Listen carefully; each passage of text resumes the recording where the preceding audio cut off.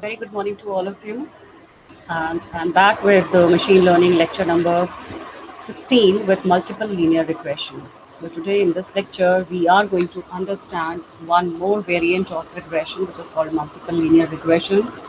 And we are going to understand what is this concept. We are going to see some of the examples, how it is executed. All of these things we are going to see in today's lecture. So stay tuned with me and keep on learning. So here are the objectives of this lecture today.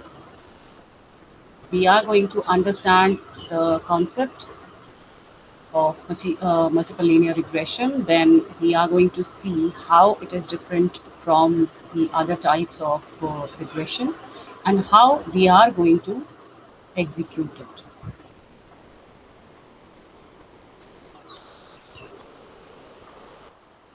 So these are the things that we are going to cover up: contribution of all the variables at the same time, unique contribution of each variable in multiple linear regression, and what all other type of data multiple linear regression can handle at time, and types of relationships that multiple regression describes actually.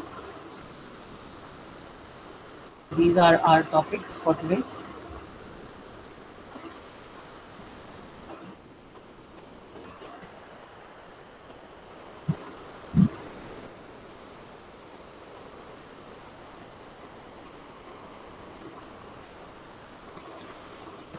So now let us just understand multiple linear regression. So far, we have seen the concept of simple linear regression, where a single predictor variable x was used to model the response variable y. Now, in many applications, there is more than one factor that influences the response. Multiple regression models, thus, they describe how a single response variable y depends linearly on a number of predictor variables.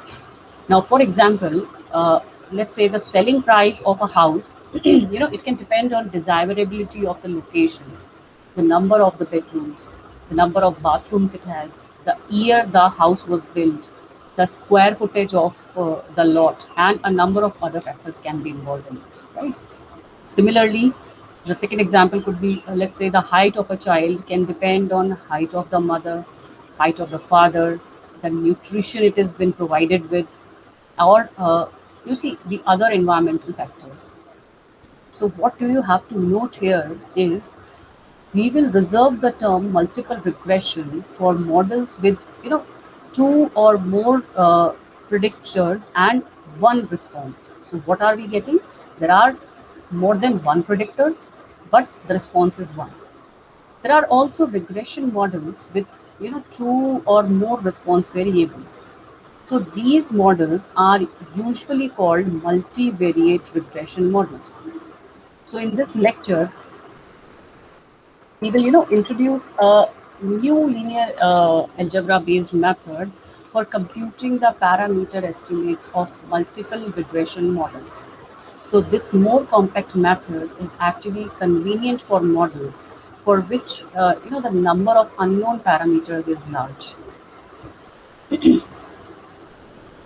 So here, let's understand that multiple linear regression actually refers to a statistical technique. It is based on statistics, so it is a statistical technique that is used to predict the outcome of a variable based on the value of two or more variables, which are called predictors. Right now, it is sometimes known simply as multiple regression, and it is an extension of linear regression as well. So the variable that we want to predict is known as the dependent variable because it is dependent on various parameters, while the variables which we use to predict the value of the dependent variable are known as either independent variables or they are called explanatory variables. Okay.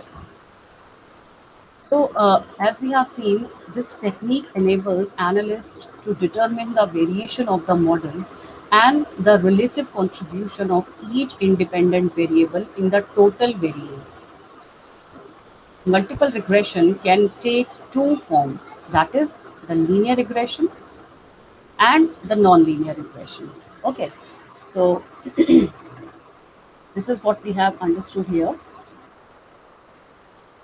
Now let us take an example. A multiple linear regression model with k predictor variables x1, x2, xk and a response y can be written as, how can we write the equation? It could be written as y is equals to b naught plus b1 x1 plus b2 x2 plus bk xk plus e. You might be remembering linear regression formula that we have seen. It is just like that, but we have different coefficients and different variables. So again, I'm repeating what is the formula here. Y is equals to b naught plus b1 x1 plus b2 x2 plus and so on till b k xk plus e. Now, as before, the E are the residual terms of the model, and the distribution assumption we place on the residuals will allow us later to do inference on the remaining model parameters. Now, interpret the meaning of regression coefficients here B naught, B1, B2, and Bk in this model. So, more complex model may include high powers of one or more predictor variables. If you have a complex model, there could be, the predictor variables can be in a polynomial form where it could have a degree of 2 or a degree of 3 or a degree of 4. It could be, it will make the model more complex. So this could be a possibility. So models of this type, where the x or the predictor variables do not have such kind of degrees, it is having a single degree. Then in that case, they are called linear regression models. As they can be written as linear combinations of beta parameters in the model. Now the x terms are the weights, and it does not matter that they may be non-linear in x.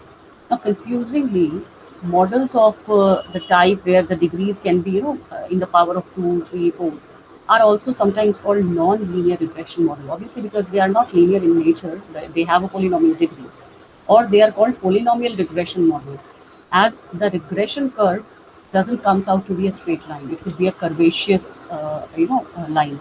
So models of such type where the degrees are not of polynomial type, they are called linear model with the interaction term. Now it helps to develop a little geometrical intuition when working with regression models. Now models with two predictor variables, say x1 and x2, and a response variable y, can be understood as a two-dimensional surface in space. Now, the shape of this surface actually depends on the structure of the model. The observations are points in space, and the surface is fitted to best approximate the observations. Now, take a simple example. Let's take a simple multiple regression model for two predictor variables. Obviously, if we have more than one variable, then it is a multiple regression model. So here we are taking an example where I have taken y is equals to b naught plus b1 x1 plus b2 x2. So x1 and x2 are the two predictor variables that I'm taking here, right? Now the surface that corresponds to the model is given by y is equals to, here beta 0 is 50 plus 10x1. That means beta 1 is 10 plus 7x2. That means b2 is 7 here. So I have taken one equation, and it is a plane in R cube with different slopes in x1 and x2 direction, right? So this is one case. Now, again, if you take one example of a simple linear model with two predictor variables and an interaction term, the surface is no longer flat, but it will come out to be a curved one, right? Like if I have y is equals to 10 plus x1 plus x2 plus x1 x2. So this is, it will not be a straight line. It will somewhat depict a curvaceous line. So even we can take such kind of example. Now, if you take polynomial regression, where the degrees are more than one, the predictor variables will have degree more than one. Such kind of regression is a polynomial regression. So in such kind of regression model with two predictor variables and interaction terms are quadratic in form, so their surfaces can have many different shapes depending on the values of the model parameters, with the contour lines being either parallel lines or parabolas or some kind of ellipses. So such kind of equation can be like y is equals to b naught plus b1 x1 plus b2 x2 plus b11 to the power x square, then b22 x raised to the power 2 b1 to x1 into x2. So this can be, very many changes in your coefficients and your predictor variables.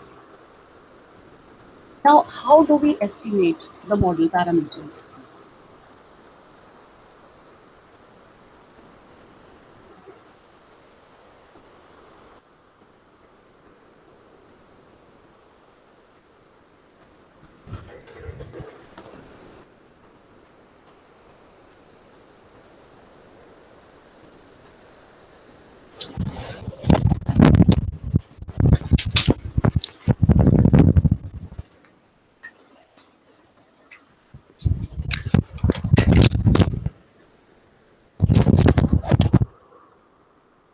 So here we were discussing that how we can, predict the model parameters.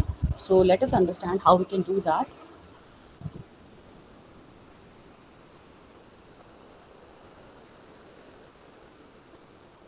Now see, while it is possible to estimate the parameters of more complex linear models with the methods similar to those we have seen earlier in linear regression, here the computations become very complicated very quickly. Thus, here we apply or employ linear algebra methods to make the computations more efficient. Now, let us understand the setup first. Now, consider a multiple linear regression model with k independent predictor variables x1 to xk and one response variable y. So here the equation is y is equals to b naught plus b1 x1 plus till bk xk plus epsilon. Now suppose we have n observations on the k plus 1 variables. So here the yi becomes yi is equals to b naught plus b1x I1 plus and so on till bxk ik plus epsilon I, where I is from 1 to n because we are having n observations. Now n should be bigger than k, and if it is so, then y. So you can think of the observations as points in k plus 1 dimensional space if you like. Here our goal is least square regression is to fit a hyperplane into k plus 1 dimensional space that minimizes the sum of squared residuals. Right. Now as before, we could take derivatives with respect to the model parameters v naught till bk and set them equal to 0 and derive the least squares normal equations that are parameter estimates. B0 till Bk would have to fill. So these equations actually are, much more conveniently formulated with the help of vectors and matrices.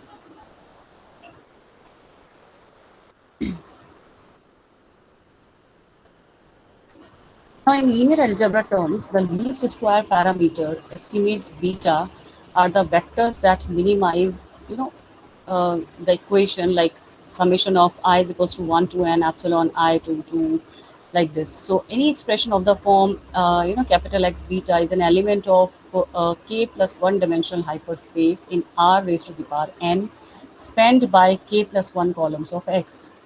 Now imagine the columns of X to be fixed. They are the data for a specific problem, and imagine beta to be a variable. So we want to find the best beta in the sense that the sum of squared residuals is minimized. The smallest, that the sum of squares could be 0. Now if epsilon I were 0, then y is equals to xb. And here y is the projection of n-dimensional data vector y onto the hyperplane spanned by x.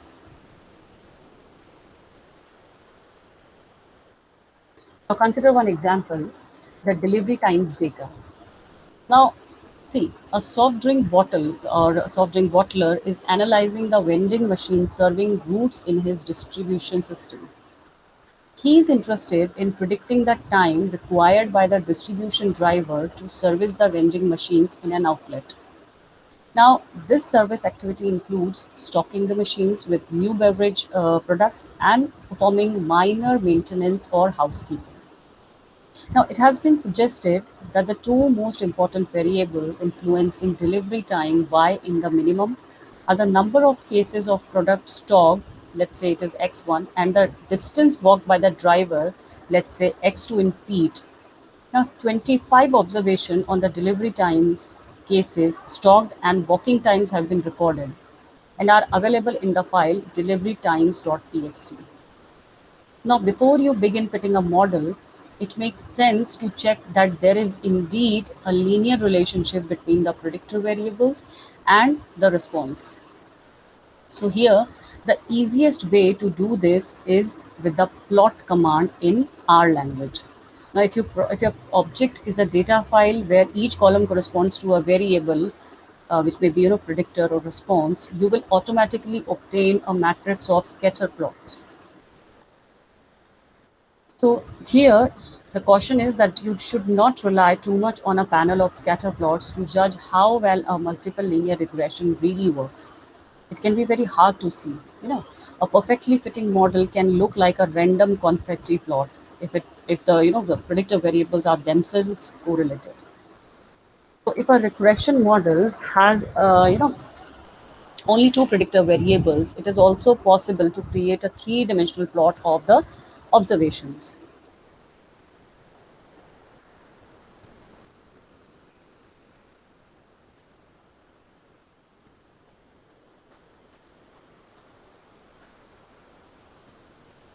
So, computing the parameter estimates of this linear regression model by hand in R means to formulate the X matrix and the Y vector and to use the equations derived on the previous pages to compute beta. Right? We can compute this. Now, you know, this helps out in finding out the things. Like, let us take a new example where read of the estimated residual variance from the the output we have taken.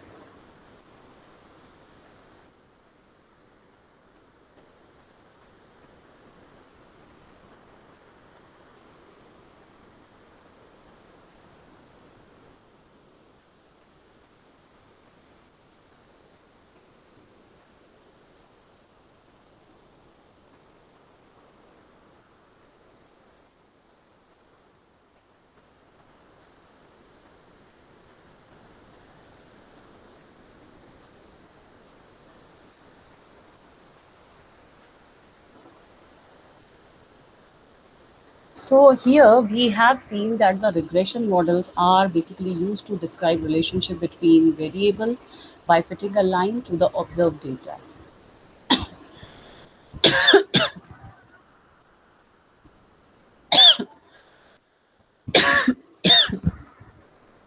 Now regression allows you basically to estimate how a dependent variable changes as the independent variable change. So the multiple linear regression basically is used to estimate the relationship between two or more independent variables and one dependent variable. You can use multiple linear regression when you want to know.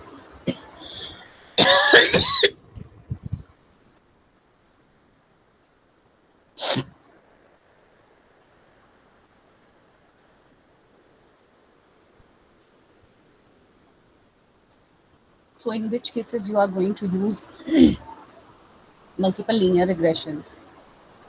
Number one, when you want to know how strong the relationship is between two or more independent variable and one dependent variable. Example, how rainfall, temperature, and amount of fertilizer added affect crop growth. Similarly, the second example could be the value of the dependent variable at a certain value of the independent variables. Like, for example, the expected yield of a crop at certain levels of rainfall, temperature, and fertilizer addition. Now, for example, say if you are a public health researcher and you are interested in social factors that influence heart disease, you survey 500 towns and gather data on the percentage of people in each town who smoke. So the percentage of people in each town who bike to work and the percentage of people in each town who have heart disease. Now, because you have two independent variables and one dependent variables, and all your variables are quantitative, so you can use multiple linear regression to analyze the relationship between them, right? So now let us understand what are the assumptions of multiple linear regression.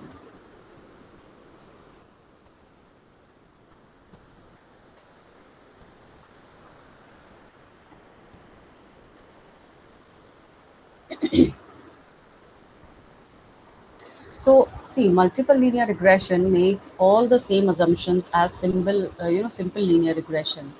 Like first of all is the homogeneity of variance, which we call homoscedasticity. It is basically the size of the error in our prediction that doesn't change significantly across the values of the independent variable. Now, the second is independence of observations.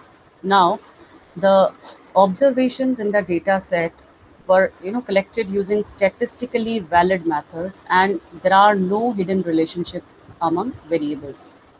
Now, in multiple regression, it is possible that some of the independent variables are actually correlated with one another.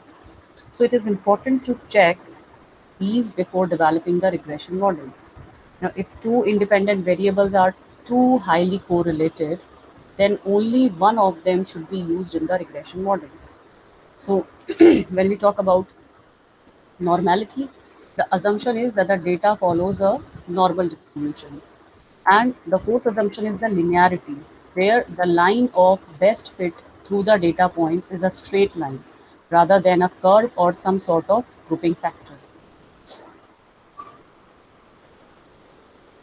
Now, as I have already told you how we can perform the multiple linear regression, the formula we have seen is y is equals to v naught plus v1x1 plus v2x2 and likewise till vn xn plus the epsilon. So here again you know all the things. Y is the predicted value of the dependent variable.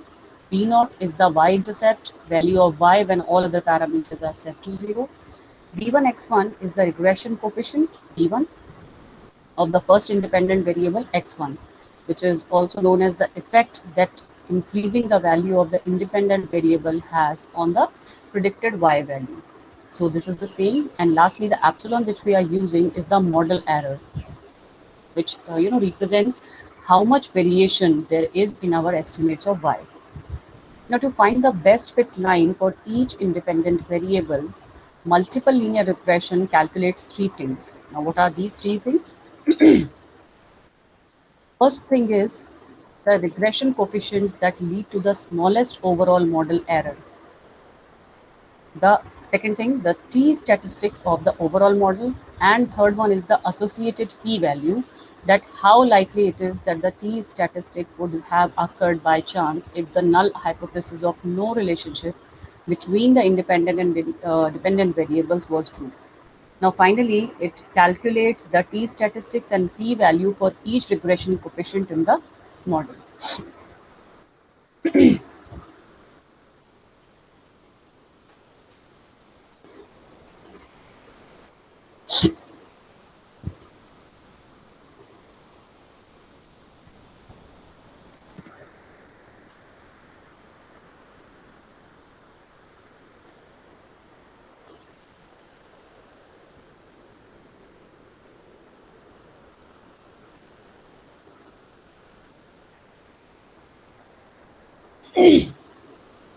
So as such, we have seen all these things.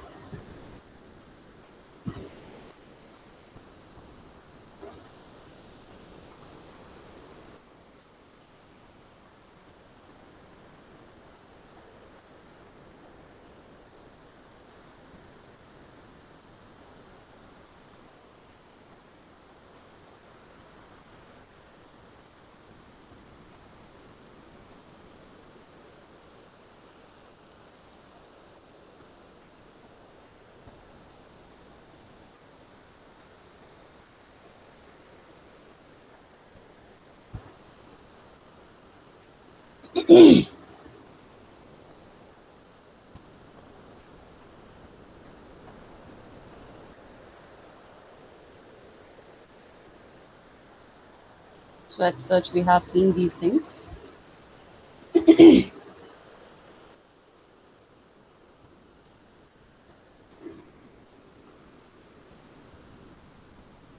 So all these that you are seeing on the left hand side, they are independent variables which are responsible for the for the variations in the weight. So height, gender, then age, then soda drinking, that will depend, and the exercise. All these things are dependent. So this is unique contribution of each variable.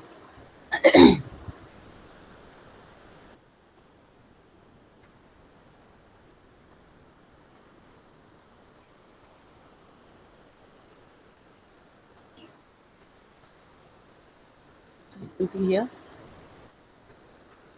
how the eliminations can help out.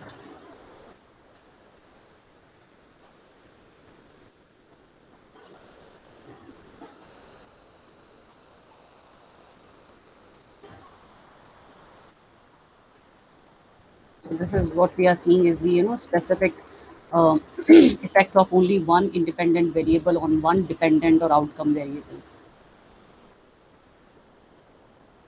Here you can see. Now, beyond estimating the unique power of each predictor, multiple regression also estimates the combined power of the grouped predictors. So here is the combined power of the group predictors, like all of them are equally responsible for the weight factor. Now the combined correlation comes out to be 0.982. Now, when we talk about the types of the data that multiple regression can handle, see, it can estimate the effects of continuous and categorical variables in the same model, right? Now, you have seen this thing, height can be, is represented by continuous data because height can take on any value between 2 points to centimeters. Then, when we talk about categorical model, gender can be a category where he could be male or can be a female. So types of relationships multiple regression can describe. When we talk about this thing, see, multiple regression can describe or it can estimate linear relationships like average monthly temperature and ice cream sales. Here is the diagram. So depending upon the monthly temperature, the sale of ice cream will increase as much as the temperature will increase. So as the consumption of ice cream will increase. So it will directly affect the sales in the ice cream. Here you can see the graph.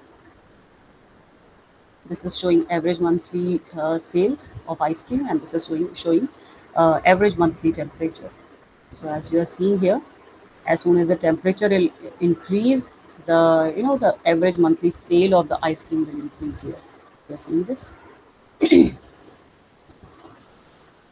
So this is basically forming a linear kind of relationship. Now it can also describe or estimate curvilinear relationships as well. For example, uh, what if in our fantasy world the temperature reached 100 degrees and then 120 degrees? Now let's say with such extreme temperatures, ice cream sales actually dip as consumers seek out products like electrolyte enhanced drinks or slushies. So in that case, the relationship might look like this. So this will be like that.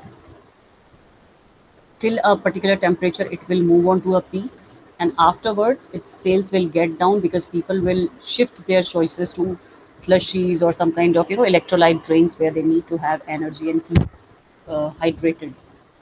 So this is kind of curvilinear curve. This is curvilinear relationship, as you can see.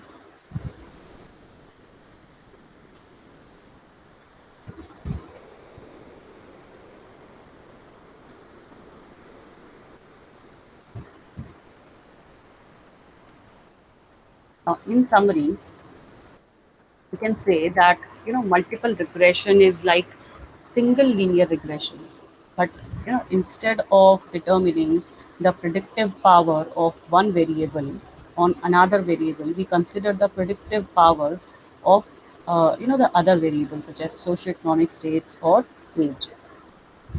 So with multiple regression you can estimate the predictive power of many variables on a certain outcome.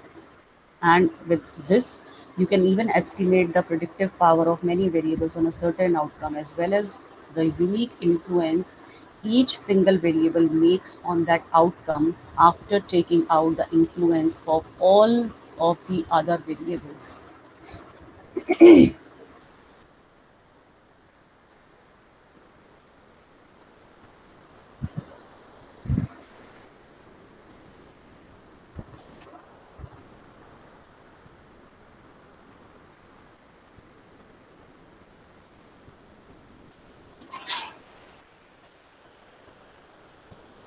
So, in short and in summary, simply what we have seen multiple regression is, it is kind of a model which attempts to model the relationship between two or more explanatory variables and a response variable by fitting a linear equation to the observed data. Now, every value of the independent variable x is associated with a value of the dependent variable y. Now, the population regression line for p explanatory variables like x1 to xp can be defined with the equation y is equals to b naught plus beta x1 plus b2 x2 plus till bp xp. Now, this line describes how the mean response changes with the explanatory variables. So, this is what we have seen, and we have seen various examples also where you can apply them. So I hope in today's lecture you have understood what exactly is multiple linear regression and how we can, apply this multiple linear regression, in what conditions we can apply, how the predictor variables actually affect your dependent variable, your outcome variable. So I hope all these things were clear to you. Now, let me quickly take you to the MCQ part of this multiple linear regression, and I hope you all will be able to answer the things very correctly.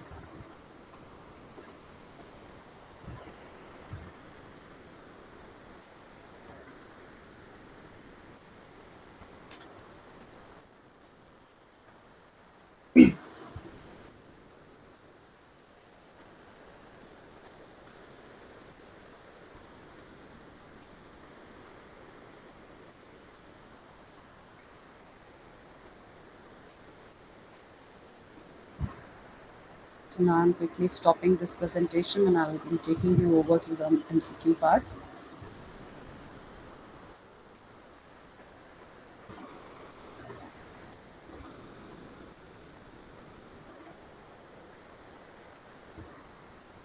So here are the MCQs you need to decide and think upon whatever we have learned today. So here are the first five questions. Multiple linear regression is a dash type of statistical analysis. Is it univariate, is it bivariate, or multivariate?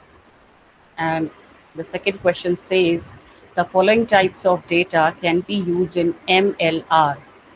Choose all that apply. What can be there? Interval or high dependent variable, interval or high independent variables, or dichotomous.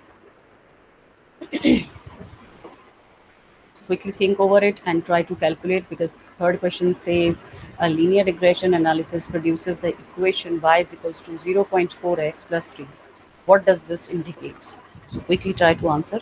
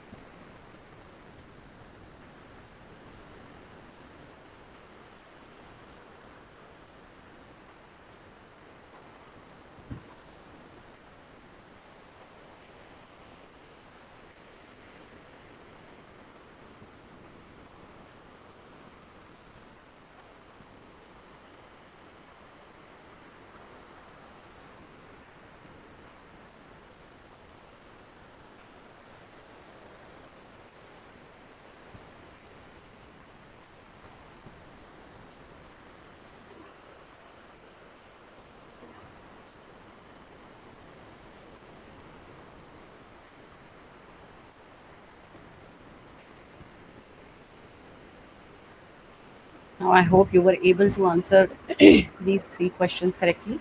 Now, let me take you to the next set of questions, question number 4, 5, and 6. Now, question number 4 says LR analysis, linear regression analysis, produces the equation y is equals to minus 3.2x plus 7. Now, this indicates that a 1 unit increase in x results in a 3.2 unit decrease in y. Similarly, a 1 unit decrease in x results in a 3.2 units decrease in y. Then, a 1 unit increase in x results in a 3.2 unit increase in y. And finally, an x value of 0 would increase y by 7. So this is question number 4. Then, the main purpose of LR is you have to choose out of these four questions that predicting one variable on the basis of another, or it is explaining one variable in terms of another, or is it describing the relationships between one variable and another, and the next is exploring the relationships between one variable and another, right? Now, sixth question says, when writing regression formulae, which of the following refers to the predicted value on the dependent variable? Is it y? Is it y hat? Is it x? Is it x hat, or is it a? So try to quickly answer these three questions, question number 4, question number 5, and question number 6, on the basis of whatever knowledge we have gained in today's lecture.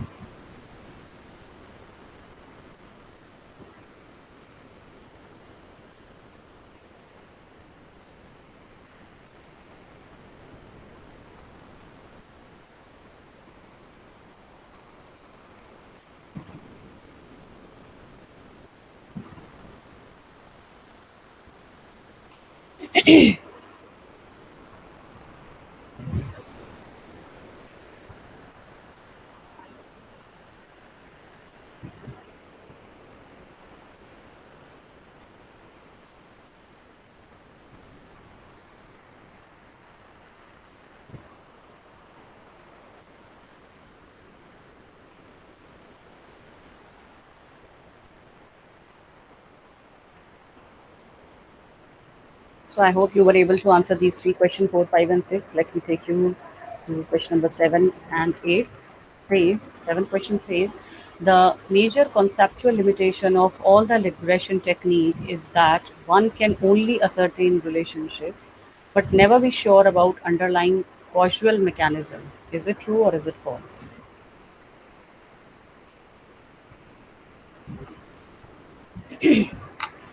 And question number 8 says, in MLR, multiple linear regression, the square of the multiple correlation coefficients of R2 is called the coefficient of determination. Is it the variance? Is it covariance? Is it cross product? Or is it big R? So quickly try to answer all of these questions.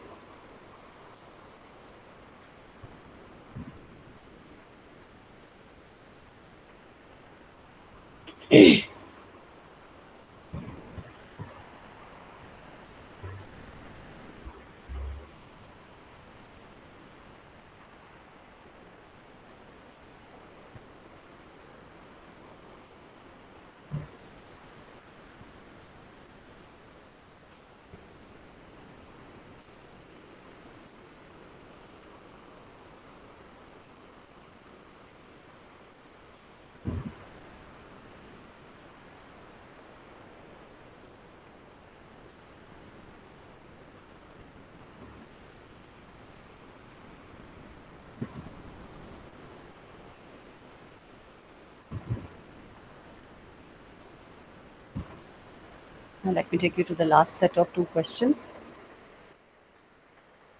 This is shared and unique variance among multiple variables can be represented by a diagram that includes overlapping circles. Now, this is referred to as homogeneity diagram. Is it three-way scatter plot? Is it Venn diagram or Valentine diagram? Is it a pie chart or is it a path diagram? So you need to answer this question. And in MLR, the R between the two independent variable is 1. Therefore, R will equal the R between one of the IVs and the DV. So is it true or is it false? So try to quickly answer this question.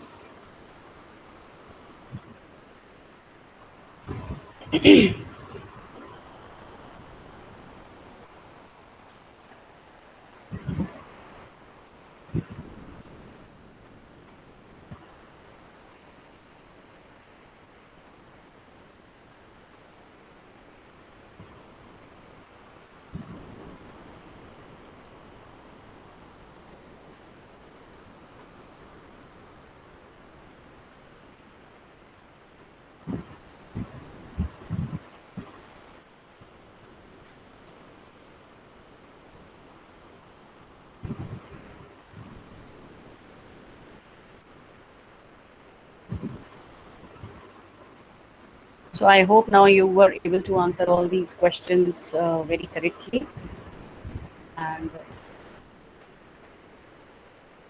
you were able to understand what exactly is multiple linear regression.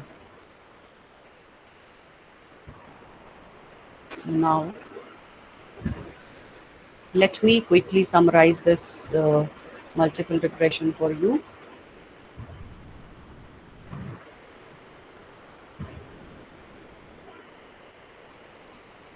So in MLR, or the multiple linear regression, which is also known as multiple regression, is just a statistical technique that we have seen that uses several explanatory variables to predict the outcome of a response variable.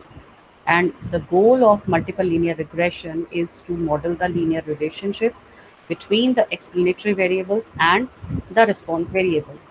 Now, in essence, we can say that multiple regression is the extension of just ordinary least squares regression because it involves more than one explanatory variables. What are the key takeaways here is that it is also known as simply multiple regression, which is a statistical technique that uses several explanatory variables to predict the outcome of a response variable. Now, multiple regression is just an extension of linear regression that uses just one explanatory variable. And when we talk about the application area of multiple linear regression, it is used extensively in econometrics and financial inference.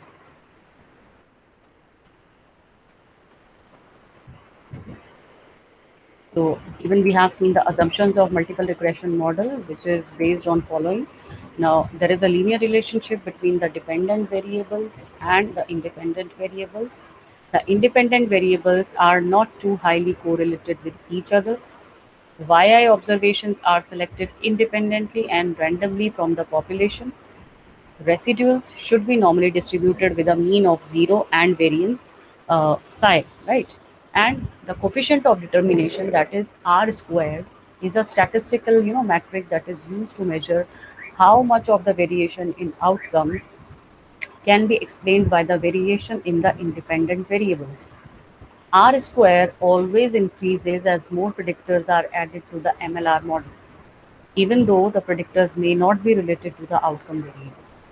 So R squared by itself can't, thus be used to identify which predictors should be included in a model and which should be excluded. So this is what we have learned in today's lecture about multiple linear regression, and I hope everything will be clear to all of you. So I'm going to quickly terminate this lecture here, and stay tuned with me with coming more concepts of machine learning. And in case of any doubts, you can just type in your questions in the comment section, and I'll be trying my best to find out the answers for you. Thank you so much. Keep on learning. and stay tuned.